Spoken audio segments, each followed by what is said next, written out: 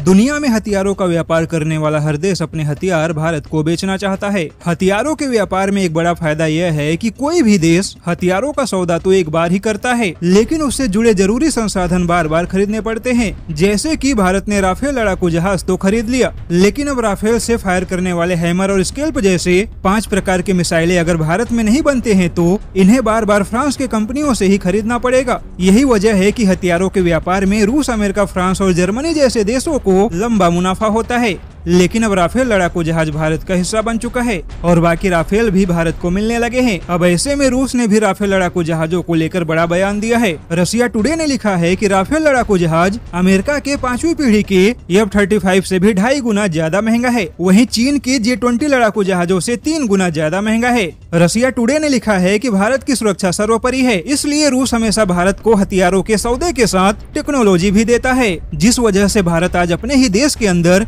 272 Sukhoi लड़ाकू जहाज बना रहा है, जो कि अपने निर्माण के फाइनल स्टेज में भी पहुंच चुके हैं। वहीं रूस के राजनयिक ने कहा है कि भारत को अपने रक्षा जरूरतों को तय करने का पूरा अधिकार है, लेकिन रूस हमेशा भारत को रक्षा सौदों के बेहतर विकल्प देता है और इसी के तहत रूस ने भारत को अपने 5वीं पीढ़ी के लड़ाकू जहाजों की परियोजनाओं में शामिल होने का न्योता दिया था। और अभी भी भारत के लिए सुखोई 57 के लड़ाकू जहाजों के लिए सारे दरवाजे खुले हुए हैं। वैसे बता दे कि रूस ने भारत को सुखोई 57 के एडवांस वर्जन में भी शामिल होने का न्योता दे चुका है, लेकिन खर्चा ज्यादा होने की वजह से भारत ने अभी तक कोई फैसला नहीं लिया है। वहीं अमेरिका भी अपने 5वीं पीढ़ी के लड़ाकू जहाज भारत को बेचने के लिए कानूनी बाधाओं और समस्याओं को एक एक करके दूर कर रहा है। वैसे देखा जाए तो हर कोई अपने हथियारों को बेहतर ही बताएगा, लेकिन भारत के लिए बेहतर क्या है यह तय करने का अधिकार केवल भारत को ही है। हालांकि रूस और फ्रांस ने अपने हथियारों को खरीदने के लिए भारत के ऊपर कभी दबाव नहीं बनाया, लेकिन अमेरिका अभी से ही भारत के ऊपर दबाव बनाने लगा है।